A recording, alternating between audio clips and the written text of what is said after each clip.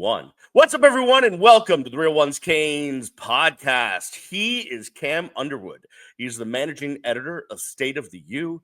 Go check out all the great content at stateoftheu.com.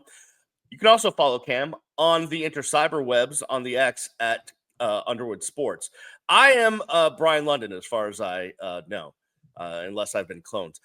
You can follow me at Miami Radio Beast. Cam, we've got a lot of kind of news and notes to get to, plus some recruiting, and then we're going to tackle kind of a bigger topic in segment number 2. But let's just start where we need to, because it keeps popping up in the fodder, if you will, which I had to define for you in our text chat. I wanted you to define the way that you were using it, not what the actual definition of fodder no, you didn't know what the word fodder meant. That's simply what happened. And then so I had to go check out the dictionary and send it to you. But no, on the X, in different spaces that are hosted by people, it's come up that it's possible that Kevin Beard, and we've been talking about this for weeks, that he's got some options in the NFL, but also options elsewhere. And we don't know if he has a contract. Of course, the University of Miami is a private institution, so it does not release that stuff. And we don't know, but it's still out there. We just don't know for sure the status of Kevin Beard. Although I feel like the longer this drags out, the more the better the chances that he's staying. I agree with you. The longer that it goes on without, we get towards spring practice, which, is only in a week, closer to that and through spring, the likelihood raises that he would, stay here on staff. But yeah, it's an interesting kind of a thing, back in my teaching days, I used to, not at the same school, but taught with someone who is related to Kevin Beard in the same kind of circles and everything. And then that person reached out to me because they're not like a really big sports fan. They're like, are y'all trying to get rid of my cousin? And I'm like, hey, like, I mean, it's one of those things that's being talked about. And like, on here, we've even said, potentially looking at the NFL and, we'll see. So it's unclear whether Kevin Beard will, continue on staff moving forward. I'm hopeful that he does. He does a really great job teaching and developing wide receivers, and we need that because I don't know if you have looked at this, but looking ahead to spring and next season, I have. Miami is going to try to replace their top 6 pass catchers from last year. 4 receivers, a tight end, and Damian Martinez, the running back. There's a singular player on the roster who has 10 or who had 10 catches last year. Any ideas who that is? Any guesses, Brian? 10 catches last year, returning. Last year. Cam McCormick's not back for a 10th year, right? He is not. Okay, no, I'm making sure. He only had like 6. Yeah, I can't, off the top of my head, I don't think I can come up with it. Maybe Fletcher? Bingo. Mark Fletcher. Yeah. Had 10 catches, then I think there was like 9, 6, 4, and 2 and 1 returning, So we need someone to elevate the talent. There's unquestionably talent in the wide receiver room. And, I believe Kevin Beard has done a great job of elevating and developing talent. So hopefully he stays, no doubt. But it's unclear. On those lines, a guy that helped Kevin Beard with the wide receivers, also integral in recruiting, is Pop Cooney. He's been kind of behind the scenes for a long time now at the Miami program. Well loved by everyone, respected by everyone, just helps out everywhere. He took his talents to Bowling Green because he got an on the field recruitable assistant wide receivers coach role at Bowling Green, and good for him. I think Miami is better if he's here, but listen, when guys get better opportunities to move up, to advance in their career, they should do it. And so, props to Pop Cooney, but we thank him. He's been really integral for a long time now for the Miami Hurricanes. Yeah, and this is another guy like, Benedict Hoppolite, who's moved Right. on, and some other guys from, just around. He was a high school coach down here, so he moved from that role into analyst, offensive analyst, recruiting department first, and then to the analyst role, and now to an on-field coaching role. David Cooney is, his government name. So if you're like, Pop, David Cooney, and yeah, getting that promotion. So that's yet another analyst from Miami poached by another team to be a on-field position coach and getting their own room. So, there's Edwin Pata along those same Yep. lines and a couple other people. So like Miami's analyst pool was elite by the fact that there are other schools that are hiring them. So congratulations to him. It is a great, obviously step up from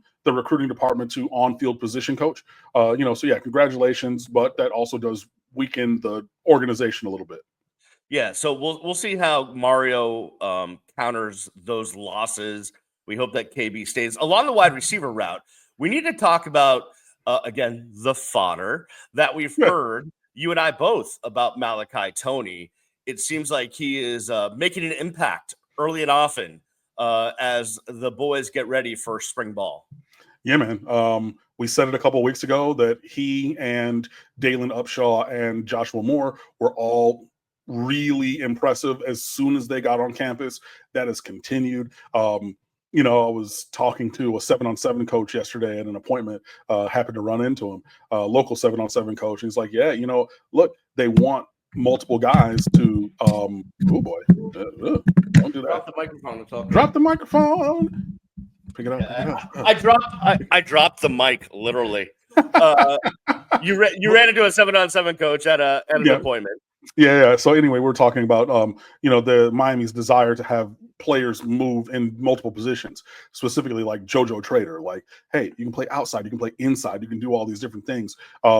And it was told to me that JoJo and a couple other guys were resistant to playing inside. They see it as a slight still. They fancy themselves as outside receivers, not inside receivers.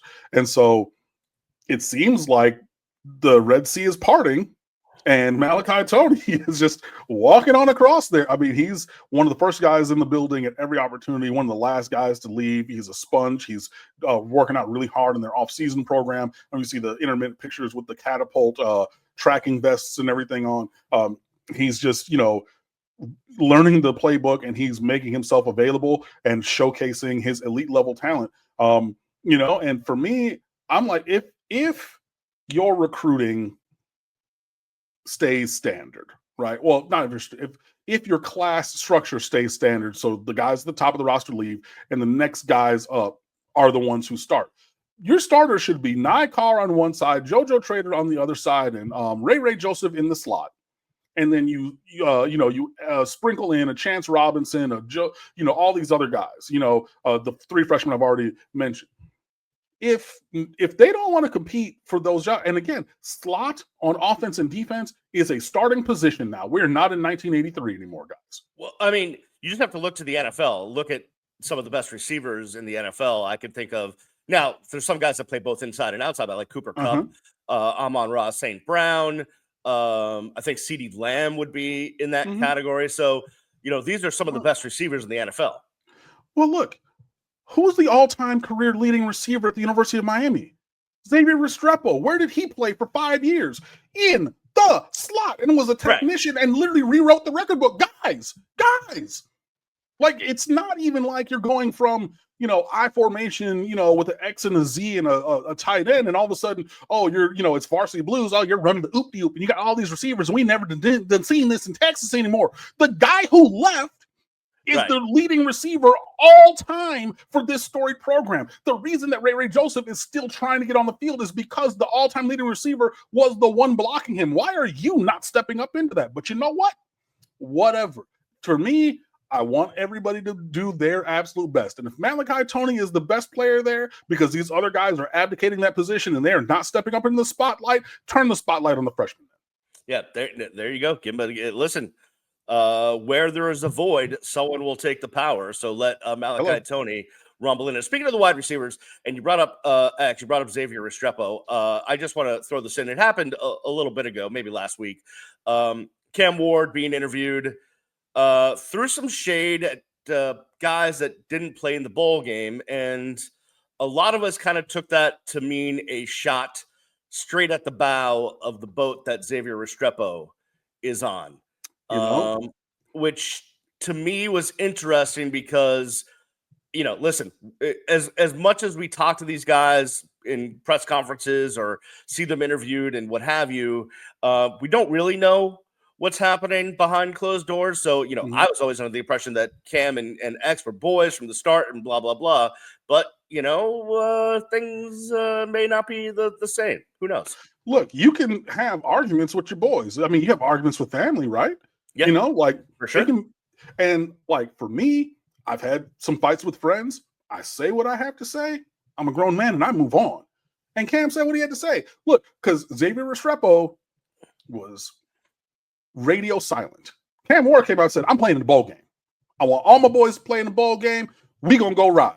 And David Martinez playing in the bowl game. Elijah Royal, I'm playing in the bowl game. All these, I'm playing in the bowl game. Captain Restrepo? I haven't heard him. I haven't seen him. And then he releases a statement a little bit in front of the game. Oh, yeah.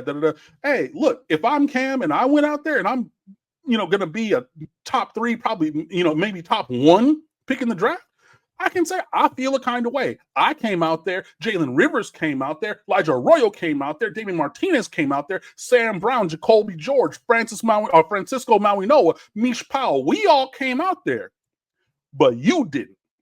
Yeah, I can absolutely. And it doesn't necessarily mean that he doesn't like him as a person, but he has a nit to pick with that decision. Hey, and I think don't begrudge him. And by the way, I think it's pretty, at least in my mind, if X plays in that game, they probably win or have a better chance to win that bowl game. But there's, listen, we're sitting here crying over sour milk about the Pop-Tarts Bowl. Yeah, but I mean, does he play in the second half without Cam? I think you see all of them transition off at halftime. So probably. Who knows? I mean, but and really honestly, if we were playing someone who was actually a Miami level quarterback, maybe we don't lose that game. But since we played a player who's not a Miami level quarterback, unfortunately, yeah. So because of that Miami level quarterback inefficiency, we had to bring in one. And Carson Beck, who just happens to be dating one of our basketball players in Hannah Cavender, and they were asleep in their house that they share, and someone broke in, took their keys, and took the 3 cars in the driveway, which included Carson Beck's Lamborghini. Luckily, the cops were able to catch up with the individual who was driving Hannah's car and were able to save the day. But that's some scary stuff, man. Well, I mean, I don't know what the entire story was. I just saw that the 3 cars were stolen. I didn't know that somebody broke in because you don't necessarily need to break into the house to steal the cars. And especially, shout out to Gone in 60 Seconds. Like there are professional outfits that, I will be honest, just where I got that story was the Le Batard show. Mike Ryan, who's on the Le Batard show, is like, Golden King, deeply involved. So when he says stuff, I'm basically taking it as gospel. So props to Mike Ryan for relaying that info. But, listen, just on a bigger note, we're glad that worked out and they're okay and what have you. But, we've seen these crime rings targeting athletes around the country. And listen, now that college athletes are making hella dollars in NIL, they need to be careful. Like we need to be careful about things if we're college athletes now, because there's going to be groups that target you because guess what? You're making just as much money as a lot of people that are playing professional sports. No, absolutely. I mean, first of all, obviously glad that they're both safe and everything. Hannah's SUV was recovered. Carson's Lamborghini and a very high-end Mercedes, I believe, were both not recovered and everything. But you got to look into that security. Hey, maybe you move to Brickell to a building with a garage and a doorman or something, like instead of, living out in the Gables, which is, I mean, a fantastic city with, just $1 million homes. I mean, it's amazing. But they're not going to necessarily take the car from the doctor or lawyer's house, on the same street, over there in the Gables. They're going to look for your car, unfortunately. So, especially if you leave it out in the driveway, like, Correct. in an ungated kind of a way. So, yeah, just maybe need to look at what the security protocol is for a lot of these players, especially when it's already been pretty publicly announced that you're making $4 million at least from Miami Yeah. for this year. Yeah, no doubt about it. All right, hey, back to the coaching thing for a second before we get to Yeah. recruiting. So there was more fodder. Mostly I saw from Gator fans, and it was from like one Gator podcaster who I don't know what his bona fides are, but he threw out there that Will Harris, who left the University of Florida, came to the University of Miami as a defensive backs coach, was already going to leave and go to the NFL. Now, there's been literally no word that has happened. Matter of fact, as of a day or two ago, there were reports that he was in the building working, his butt off, blah, blah, blah. So I don't know what to believe there, but right now, Will Harris is still a coach at the University of Miami, as far as I can tell. Yeah, I know of that person. I do not trust that person who said that, as far as I can tell them. Okay. Straight like that. So, if they hear this, it is what it is, bro. Looking in and, communicating with some other people, there might still be smoke there Right. independently of this Gator podcaster who said some Right. things. Chatting independently with some people, there may be some smoke to that. But I mean, look, guys, we already talked about Kevin Beard potentially wanting to go up to the league, and we've already highlighted on previous shows, guys from Miami who have left and gone directly to the league, even recently with Thomas Brown and Jamil Adai. So it is possible, but saying that it was like going to happen this previous week and everything when Will Harris has been there, no. But, hey, the NFL coaching cycle is not necessarily on the same timeline as college, so the opportunity could avail itself to him down the line, and we will see. And I think Cam and I can both to attest that we've both heard that things in Gainesville were a little bit, there was some toxicity, I would say, up there. This is my shocked face. Is some way to put it. I don't want to get into specifics, but from what we've heard, let's just say that that things are not all rainbows and unicorns behind closed doors up in the swamp. And in a similar way to the previous point, I spoke with a couple other independent individuals, as in not connected to, our group chat, with several people or like any other, like I was like, hey, you know what? I know a couple other and heard very similar, if not verbatim, in multiple places that, there are reasons why Will Harris left. Right. That's all I'm going to say. But yeah, so it was, even if he leaves Miami, right, to go to the NFL, from what I've heard, it was very clear that he had made the choice that Alachua County was not going to be where he was going to reside. Correct. And look, it was multiply reported by, Gator beat writers and, multiple outlets. Will Harris had multiple opportunities to sign an extension there and re-up and everything. I'm good. So there are reasons for that. Very telling when someone is offered a contract and says, I'm good. Yeah. Or it could have been like Corey Heatherman when he signed the contract and then also still left for the bigger, better job at the bigger, better school, being Miami over Florida. Yeah, no, without a doubt. Speaking of Florida and Will Harris, a guy that I think was recruiting, decommitted from the University of Florida and could be a big-time target for the University of Miami is Jalen Waters. Yeah, this is this is a kid that you want on your team, wherever you are and whoever you root for. 6'1", 185, 90-pound corner from Sefner Armwood. Excuse me. He was teammates with Kellen Wiley, the linebacker, who had a meteoric rise last recruiting cycle and just signed with Miami. Jalen Waters, a dominant player on the 7-on-7 circuit, playing for Raw 7-on-7, one of the leading 7-on-7 teams in America. And yeah, Miami was trending up with Jalen Waters anyways, in like the last couple of months.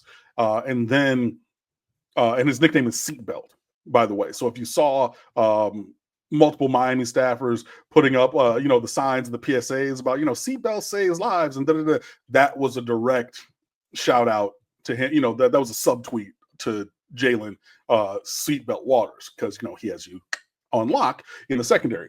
So yeah, he is someone who previously as a sophomore was actually committed to Florida State, decommitted from there, and then flipped to Florida for, based on the recruiting efforts of Will Harris. And then Will Harris leaves there very shortly after he commits, and then all of a sudden is at Miami, and you saw Jalen Waters tweet out like, wow, okay, and then decommitted a couple days later and then scheduled an official visit for the spring window for Miami, which, yeah, pretty much everybody in the recruiting world saw like Miami was trending there in its own right. Now you bring in the coach that got him to commit to Florida on top of that. So basically, Miami is cooking with fish grease in that particular recruitment. Ooh, cooking with fish grease. Yeah. I like that. I'm gonna make a T-shirt with that on it. Speaking of recruiting, the dead period is about to end, we're gonna get visits, and guys are gonna be coming down. One of those is the man amongst men. He is more than a myth and a legend. He's like the number one player in the country, definitely the number one offensive tackle in the country, if not the number one player in the country. The 6'8" behemoth out of Missouri, Jackson Cantwell, will be coming down. And I told you that I ran into him, not literally, I went by him in the recruiting area where they kind of gather before games last year. And I was extremely impressed and think I walked into a glass door because I was staring at Jackson Cantwell, but that's neither here nor there. But listen, you got to get him on campus in order to have a chance. Exactly. And, as Beast said, Jackson Cantwell came down for a game visit last year, is coming down for an unofficial visit in a couple of weeks during spring practice, and will likely come down for an official visit at some point. He is down to like his top 6 schools, give or take, and Miami being one of those. Obviously, you're going to be recruiting against, it's just elite teams across the board. Ohio State, Michigan, Georgia, Alabama, just everybody in the world wants Jackson Cantwell, because at 6'8", 315 pounds of, no bad weight, light on his feet, multiple sport athlete, and he's only a junior presently in high school. Like, you don't find many of those franchise left tackles. So, this is a guy that everybody in America wants. And yeah, with Miami getting another unofficial visit, that's a big step in the right direction in that recruitment. I've always said, and I wrote this in the recruiting rules feature I wrote several years ago, for a player of that caliber, specifically from out of state, you need to have at least 3 visits, the 2 unofficials and then an official. And remembering that unofficial visits are coordinated and paid for by the player and their families. So there is an investment of time and money to go and see these places. Specifically, not necessarily Miami because it's in a metropolitan area, but like, dude, if you're going to a lot of these schools, you're not going to metropolitan centers. You're flying somewhere, renting a car, and driving for multiple hours to get to these places. So there's a big investment there. So to see that he's come down to Miami for a game, coming back for another unofficial, big step forward. This is a recruitment that's going to go all of the way because everybody in America wants this kid. But it's a really great thing to have him and many others already, listed as coming down from visits. Yeah, I believe he's from Nixon, Missouri, which is south of Springfield, but it's kind of in like Ozark territory in that southwestern part of Missouri. So I can only imagine, and I actually know people that live out that way, and they live there on purpose because it's away from everything. And I can only imagine it would be kind of a culture change, but sometimes guys want that. So, and also they want to go to a place that develops talent. And obviously Alex Mirabal does that. Yeah, I just looked up Google Maps as you're saying. It's one town west of Ozark, Missouri, literally. And yeah, it's near nothing. I don't know if you've ever seen like, I know there were people at a time who were talking about taking vacations in Branson, Missouri. Yes, that is probably it's north like of there, right? It's north of there, yeah. But it's, brother, you are multiple hours from anybody's any town on the map with a dot in any city. You are multiple hours from Kansas City. St. Louis is way on the other side. Like, I don't even know where in Arkansas that you can get to. I mean, like maybe Shreveport, Louisiana, way down 49. Like you are, yeah, he's from the middle of Nowheresville. So now add that on top of what I was already saying of taking time and effort and money to go somewhere for a visit. You're going from the middle of nowhere, Missouri, to find your way somewhere to get to Miami now twice on your own dime. Yeah, if that does not belie at least connection and intent on some level, I don't know what else does. I'm not saying that means Miami is going to sign this guy, but like, yeah, it's definitely, a positive thing that, he came down once already on their own dime and is like, hey, mom, dad, you know what I need to do again? That same expensive trip to Miami again. Hey, but we'll see. Also, spring break in South Florida is not probably a bad thing. Spring break in South Florida is an incredible thing. And having been a student at the University of Miami, why would I have gone anywhere else? Except for my senior year, I spent the first half in Las Vegas for 4 days, and then the second half of spring break back down in Miami because, like, one time while I was at the U, I went somewhere else, and the girlfriend that I had at the time decided she wanted to go to Disney World, so we did the Orlando thing. But otherwise, yes, I stayed in town and enjoyed all of the festivities. In any event, we won't get too deep into that because I shall not. You know what? I'll take the fifth on all of that. And look, I said before we recorded that you said we're gonna get going, and I said I hope it doesn't fall off the rails. There I went off the rails again. Sorry, guys. Yeah, no, I have visions in my mind. It's okay. All right, we're gonna take a break. On the other side, I want to get to kind of a trend that's happening in college football that I didn't kind of expect, and it's happening for different reasons. And we'll tackle it on the other side. You're listening and watching the Real Ones Canes podcast.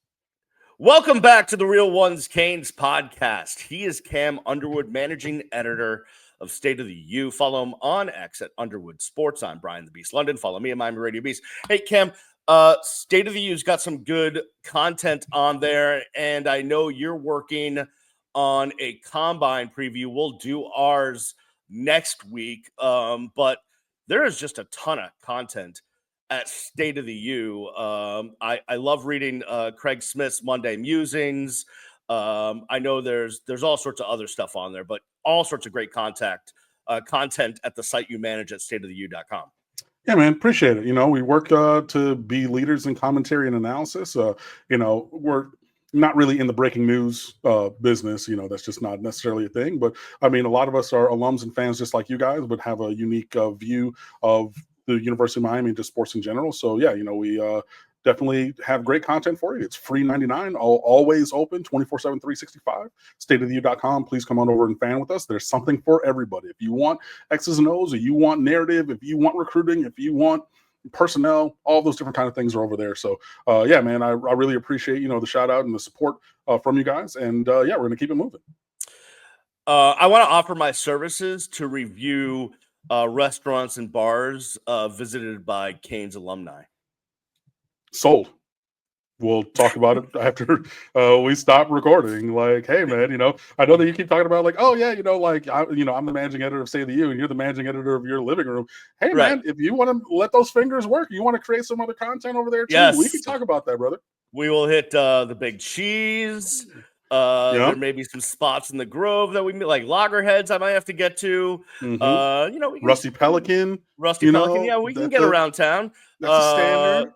Yeah, without it, Monty's, a lot of the recruits end up there sometimes. Look, if you want to have something new in Wynwood, go to KYU, Asian Fusion. Like, I know that's a spot where I've seen people. If you want to go Amara Paraíso in the Midtown 20s, just right on the bay. You're too fancy for me. I don't hit Midtown or Wynwood. Like when I head south from my Broward digs, I hit either, depending on traffic, the 826 or the which is the Palmetto has been on. It's been under construction since I got down here 30 years ago, or the Turnpike, and I make my way to the South Miami area and then head to the Gables. that's kind of my zone. Oh, hey, look, I got plenty of those as well, brother. Like, Right. hey, we could do all of that. So near and far, I just didn't want to leave anybody out because No. the University of Miami is so inclusive of everybody. Right. There's places in Broward we can talk about, Midtown, Sure. the Of beach, course. all over. So I was just adding my flavor on top of the list that you had already started to cultivate. That's all. Yeah. No, I got you. All right, let's get to this. So Yeah. the topic I was teasing, and it started with Nebraska, and then we got a USC, we got an Ohio State, we got a Texas. They're canceling their spring games. Mm-hmm. Now, it's for different reasons. Nebraska started it by saying, hey, if we showcase our players during a nationally televised spring game, other colleges are going to see our players and our talent and come poach them, which has been happening. Yeah. So, bleep you, we're not going to do that. So everything's going to be behind closed doors. We're not going to have a spring game. I feel like Ohio State and Texas was more of, hey, we played 7,000 games going through the gauntlet that was the college football playoff. We need to kind of, get install and do some instruction during spring, but we don't necessarily need 11-on-11 full contact spring game. That's not something we need. Yeah. And then there's USC, whatever their reason is, but it's starting to happen more and more. Do you have any strong opinions on this trend of canceling spring games? Look, man, as the world of college football continues to develop in terms of, the lack of regionality that made the sport great, when the Big Ten was in the Midwest and the Pac-10 was on the West Coast. And now, you're just going anywhere and everything. So you're eschewing that. You're changing the structure of what was there, from a scheduling standpoint. So, like, yeah, this is a new development.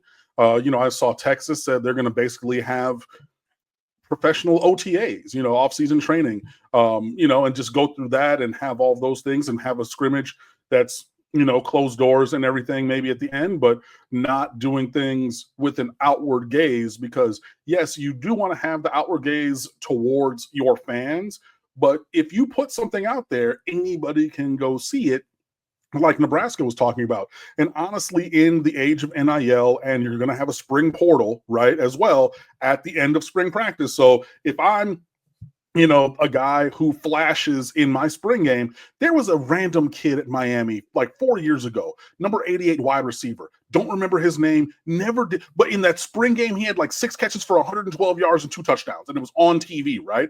If you're that kid and you're at the bottom of Miami's roster, being like, yo, I didn't put this on film against the ones. What's up?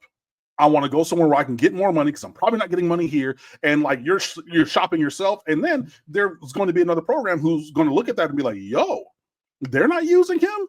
I can take that. So, it's a two-way kind of a thing. But I think honestly, with the house settlement coming in and players getting compensation, whether a team opts into that or not, they're still going to be compensated on NIL. You're trying to protect your investments. So I don't like the fact that something that's been so traditional is seeming to be phased out of the world of college football. But I do think that it is a necessary evil in the way that the sport is moving.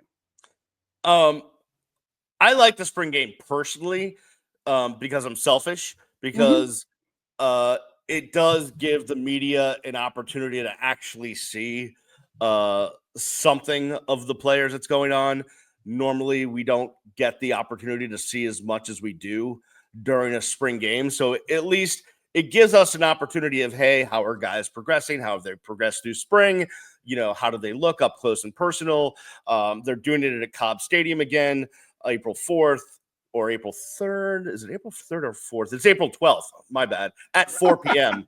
April 12th at 4 p.m. It was the 4 p.m. that caught me. But, last year they had the media just walking up and down the sideline. We could really get up close and, right there with the players on that level and see what's happening. But you know what? If Miami decided to cancel the spring game tomorrow, I wouldn't be that upset. Now, I would be upset if they said, hey, none of our practices are open to the fans, right? Because I always want the fans to have the opportunity to show their love for the team and the team to show their love for the fans. And, how they did it last year at Cobb Stadium worked out very well. I mean, that's why they're doing it again, I think. So, Wait a second. Sorry to interrupt you. Everything is closed to fans in the spring? Yeah, correct. Except the spring game. But the spring game, wasn't that like friends and families only because it was No, like a very, very small number because it was at Cobb Stadium. Did I get that it wrong? was open. It was open. Yeah, it was open. I I mean, maybe you had to be a season ticket holder, but trust me, yeah. I saw people there that were not friends and family, Right. and I like I well, know personally. right, friends, family, and like Golden Canes season ticket holder, but like I'm talking like really like I know okay. someone that was there that was like had season tickets in the 300 level and was there. Oh, And I okay, don't think it's closed, but okay. that I don't know what the policy is going to be this year, but I Mhm. just know that's my one opportunity. But if they did cancel the spring game, like do an open practice or something, like do something for the fans where the guys could be in pajamas. It doesn't matter, Yeah. but give the fans an opportunity just to kind of like get up close and personal with the kids and see them run around a little bit. I think Like that's a good thing. a spring version of Canes Fest kind of a Yeah. thing, you Well, know, somewhat, but with like a practice somewhat. going on. Yeah, Right. whatever. And if you wanna like, not televise it, if you wanna Mhm. you know, ban social media, I don't know how you can do that. But whatever, fine. But have something for the fans. Well, what they will do is they will come find you in the stands because they did not televise one of a recent spring game. And there was somebody who was on Twitter live streaming it, I want to say, to their Twitch and their YouTube or posting every single play. He like was just videoing it and posting it pretty much instantaneously and got maybe halfway through the first quarter. And then there was the tweet coming up later of yeah, so they actually saw my videos and Yeah. came over and tapped me on the shoulder in the stands. So can't do that anymore, guys. Sorry. So like they can manage that, hey. And the other thing is why we keep adding games with the playoff. Mhm. And I'm just with the amount of football these guys are playing. Now, granted, they'll when they get to the NFL, they'll end up playing more. You wonder like how integral is a spring game to the actual development of the team, I don't or is think it that the spring game or is it just going through the motions to put on something for the fans? I mean, you always want to see guys in game like situations, like in stressful, not teaching situations, but like you're in the deep end of the ocean, swim, figure it out, like sink or swim, kind of a thing. So you want to have those scenarios and everything. But you were talking about the additional games added to the season. Doesn't matter unless you get there, and Miami hasn't gotten there. So hey, you need all these extras. Valid. I hear you. Like if you're talking about Texas and O State and Penn State and Miami didn't play any extra games. Not nan. No conference championship game, no college football playoff, first round, second round, third round. There was no extra games. So, like, I hear you that's a general global concern for the sport, specific to Miami. I mean, heck, yeah, that's not necessarily a thing that we are contending with right now. So, yeah, I mean, I do think there is value in having live reps and then putting that on film, not necessarily like, on TV, but on film, and then going in that film room and saying, hey, Beast, your responsibility on this play was this. You did that great job. Or, hey, Cam, your responsibility on this play was this. You did this other thing and see the negative that happened. Like there is value in that. But having it be a spring game in the same traditional way, I don't necessarily think is necessary or going to be a thing moving forward, especially like I said, as teams have to manage their investment in the roster more, protecting those investments and keeping those assets on your roster even through and after spring takes just so much more importance than putting on a show for 2 hours for the fans Yeah, in no, like April. I will say this though, for the University of Miami though, they use that time. It's the night before is a huge alumni reunion. They have a huge Yeah, dinner, like they bring guys back, all this stuff. But again, they could do all that without allowing anybody really to see what is happening behind closed doors. bingo. So we'll see what happens. It's just interesting to see these programs deciding to do away with something that's kind of a rite of spring, if you will, Wow. in college Okay, football. Yeah, Stravinsky, I see you. yeah. See what I did there. You did. All right. Well, Cam, we said next week we will preview the NFL Combine with plenty of Canes that will be in attendance, or guys that were Canes that maybe went to other places will also be in attendance. So we'll watch everybody that we're familiar with. Obviously, everyone wants to know if Cam Ward is going to throw. I mean, is he going to work out at all? Like, I mean, yeah, exactly. You know, he decided not to go to the Senior Bowl because the Senior Bowl, unlike the Shrine Bowl, because the Shrine Bowl, they cowered and folded to Shedeur Sanders because both games said, if you come, you are playing, not just doing interviews because there's time to do interviews. Right. Shedeur Sanders pump faked and then switched, and then they bowed down to him. At the Senior Bowl, they said, nah, if you're not full participant, unless injured, right, at this event, you're not coming. And then Cam Ward said, not playing in the game, so I can, whatever. So we have not seen him since the bowl game, but we have seen other players perform in postseason, the Shrine Bowl or the Senior Bowl. So we've seen him and Shedeur working out at UNLV, talking trash to each other, which was fun. Absolutely, especially because Cam Moore's a better player and obviously has the better foundation to talk stuff to him to Sanders. But yeah, it is usually the top quarterback or quarterbacks in the draft some participate and some don't, and the list of events, and maybe they do one thing and not another thing. So obviously we're going to talk about that with Cam Ward and all 10 of the Miami Hurricanes, current Hurricanes, and then plenty others who were invited to the combine. Look in your feed for a little bit of an earlier video next week, guys. All right, we'll do. By the way, I can already see Tom Rinaldi at Fox doing the story on the Cam Ward, Shedeur Sanders back and forth, when they face off against each other next year at some point, maybe, depending on what teams they go to. So the son of a Hall of Famer. Yeah, exactly. A 0-star recruit, both from Texas, taking different paths to the same stage. My name is Tom Rinaldi. Welcome to you. Yes. You've got it down. Who needs Tom Rinaldi? We've got Cam Underwood. All right, guys. We will see you next time. We always appreciate you listening and watching. We are so grateful for your allegiance to the Real Ones Games podcast. We will check you next week a little earlier as we preview the combine. That and more will be in a couple of days. Otherwise, we will see you next time right here, the Real Ones Games podcast. Peace.